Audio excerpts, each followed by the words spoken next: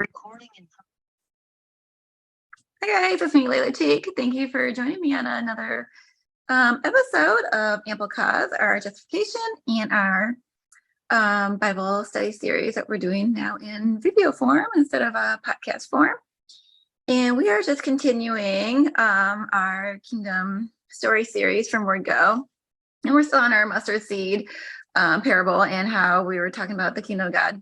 Starting off as something very small and then gradually progressing and getting larger. And I think last time we just kind of cut off with seeing how God's judgments are for all nations and all people the same, just like his grace is as well. And we kind of learned that the Jewish leaders, elders, religious leaders were the ones that rejected Jesus. And because of their rejection, they were cut off, so to speak, from the faith. As the Jewish people, however, didn't reject him.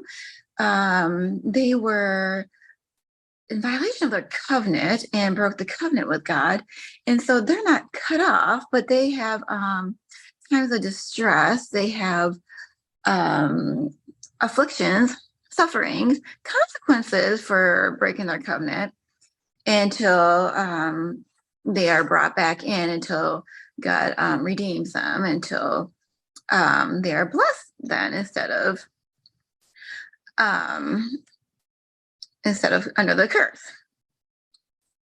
And speaking of that, I think,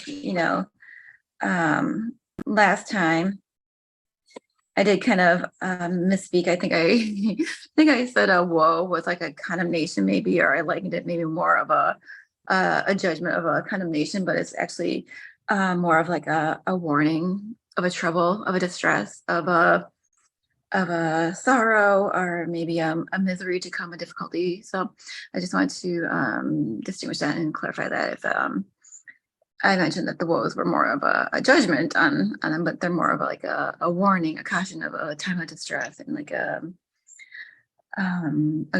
tribulation. Okay, so going on from there, I want to start this lesson now because I know we kind of do this in chunks. I got a lot of content today too, so I don't want to get too long and boring, so I might cut it off after an hour or so, but I'm going to make sure my microphone is on because I always have problems with this. Okay.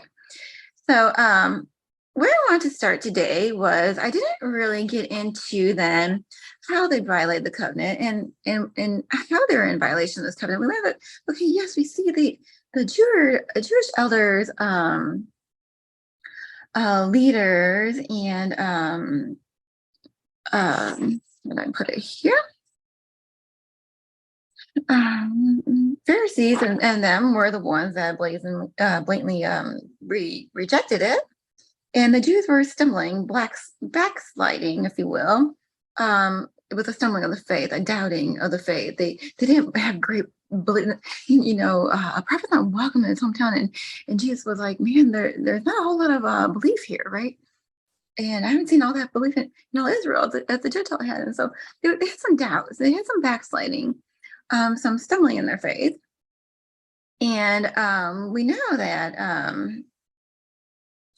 I mentioned how Jesus has said that they were evil and adulterous generation, and he demonstrated that that his mission was to the lost sheep of the house of Israel. So it's no doubt that he came to the Jewish people, his Jewish man himself, and that his mission was to the lost sheep of the house of Israel. So we see here that was the blame was on the leaders who spiritually abused them. And these were sheep without a shepherd, right? They were misguided, misled, and their shepherds misguided them, and their shepherds misled them. And so he had compassion on them, and he had mercy on them. And so we see how they had this maybe this kind of backsliding and doubt because of the spiritual abuse and the bad shepherding that they had from the religious leaders who clearly not only rejected Messiah,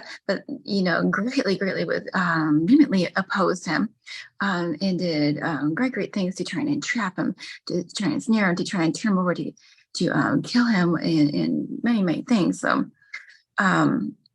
because of the spiritual misguidance of the leaders, we see not only was the covenant promise profaned, they committed the spiritual adultery, and the Jews acted treacherously against their covenant, and so the curses of the law came on them.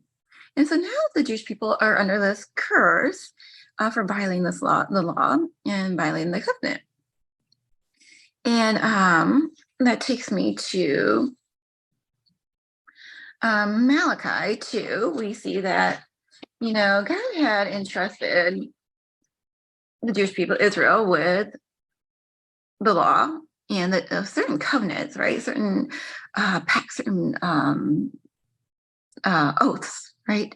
And the importance of those oaths and the importance of those covenants, and not breaking them and not violating them, was very very important.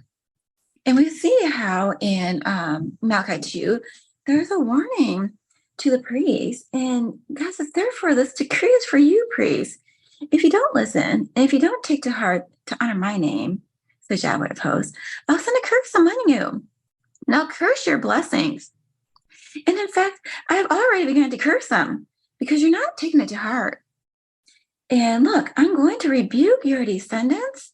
I'll spread animal waste over their faces, waste from your festival sacrifices, and you'll be taken away with it. Then you'll know that I sent you a decree, so my covenant with Levi will continue. Says the Lord of hosts, my covenant with him was one of life and peace.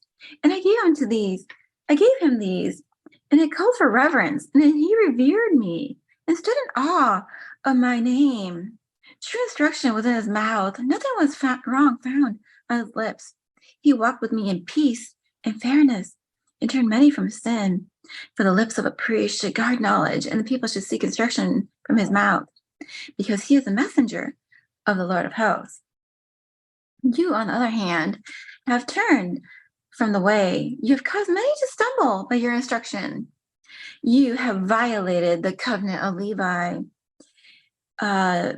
This is the Lord of hosts. So I have, in turn, have made you despised and humiliated before all the people, because you're not keeping my ways, but you're showing partiality in your instruction. And so we know, I have some notes that I posted kind of regarding this, but in Numbers, what was the Aaronic covenant, right? That was given, my face will shine on you. It was a covenant of peace, it says, this covenant of peace. And that's to Aaron's descendants in this priestly blessing, right, that was given to them. And we see how this not only violates that with their priestly duties and their treatment of it and their contempt they showed for it, and that their behavior was just ill in regards to honoring God and that, and they showed great contempt for some of their priestly duties. And we know that this is different than the covenant with Jacob, right? This was a covenant of peace, and that got me with the Levites and Aaron's descendants. And we know that some of that has been they acted treacherously after they got the law, and they made the golden calf and started worshiping idols in the wilderness there. And we know that they had show contempt for God in that area and violated covenants there on Mount Sinai. But we also know that parts of it had been restored and renewed through the Davidic covenant, but they also had greatly violated this, and the effects had remained. And so, God also calls them to, we'll go on and read it. It says, he likens it to this marriage covenant, and Judah's marital unfaithfulness. It says, don't all of us have one father? Didn't one God create us? Why then do we act triply? Well, as a